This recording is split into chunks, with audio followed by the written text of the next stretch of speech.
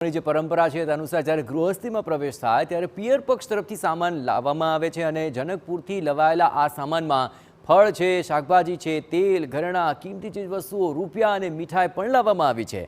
માતા સીતાના પિયરમાંથી આવેલી આ મહિલાઓએ 22 જાન્યુઆરીને લઈને ઉત્સાહ દેખાડ્યો। ખાસ વેશભૂષા અને નાચગાન સંગીત સાથે આપ જોયું કે મહિલાઓ રામ મંદિર પ્રાણ પ્રતિષ્ઠા મહોત્સવમાં પહોંચી ચૂકી છે અને ત્યાં તેઓ સૌ કોઈ આનંદ કિલ્લોલ કરી રહ્યા છે।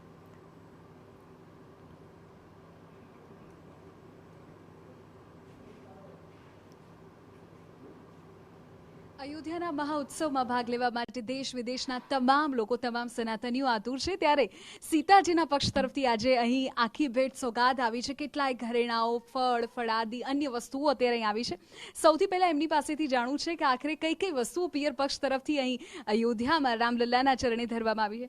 गुरुजी, सबसे पहले तो ये बताएं, सीताजी की ओर से आप आए हैं और रामलल्ला के लिए, इस मंदिर के लिए, अयोध्या के लिए आप क्या कुछ खास तोहफे लेकर आए हैं आज? हम लोग तो आप सब जानते हैं त्रेता युग से हमारे सीता जी के नाते राम जी दशरथ जी के पुत्र बन के और यहाँ से जनकपुर जाकर के दूल्हा बने थे और विवाह का रस्म जनकपुर धाम में ही पूरा हुआ। तो स्वाभाविक है जनकपुर वासी का वो फर्ज है।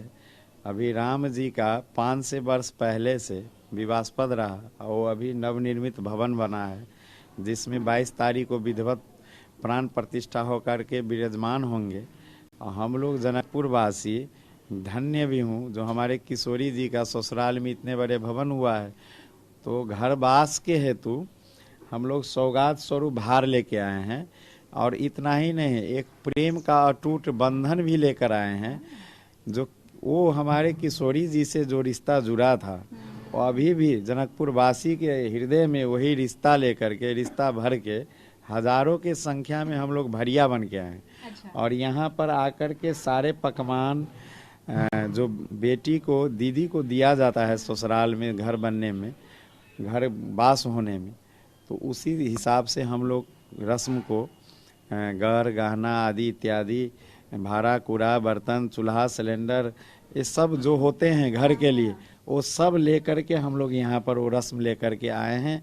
और विधिवत हमारे राम जन्मभूमि के ट्रस्ट क्षेत्र के महासचिव श्री चंपत राय जी हैं।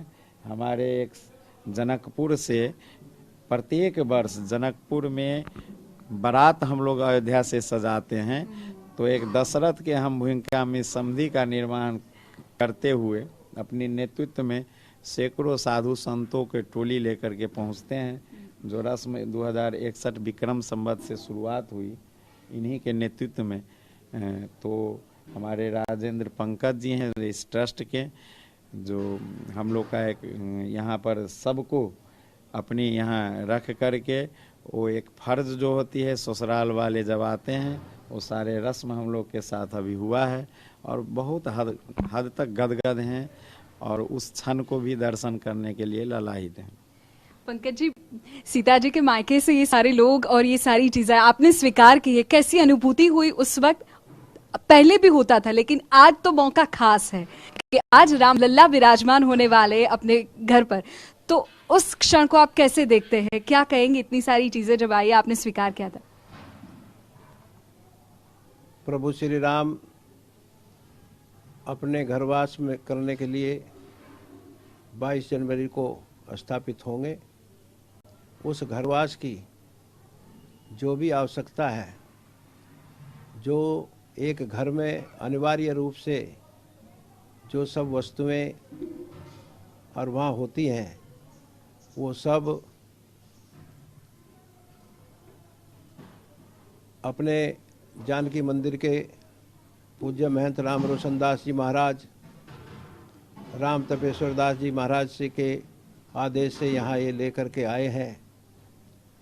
हम तो गदगद हैं और ये भी मानते हैं कि समझाने से जो चीज़ आती है वो हृदय से स्वीकार की जाती है, हृदय की गहराइयों को छूती है वो। तो इसलिए हमारा तो रोम रोम पुलकित है और ये जो क्षण है बड़ा अलौकिक है, अद्भुत है और बहुत ही हृदय को स्पर्श करने वाला है।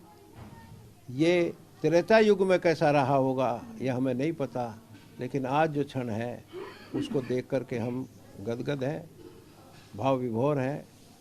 और नेपाल वासियों का हम हृदय से अभिनंदन करते हैं और घरवास की सौगात रूप में जो भी वस्तुएं लाए हैं उनको हम नतमस्तक होकर के स्वीकार करते हुए उन सबको प्रणाम करते हैं।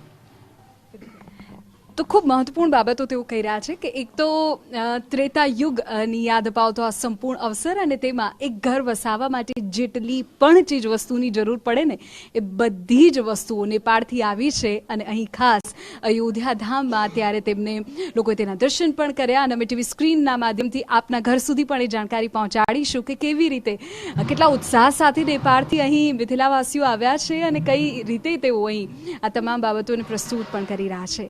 કેમેરામેન નટવર પરમાર સાથે વિધિ, TV9 અયોધ્યા।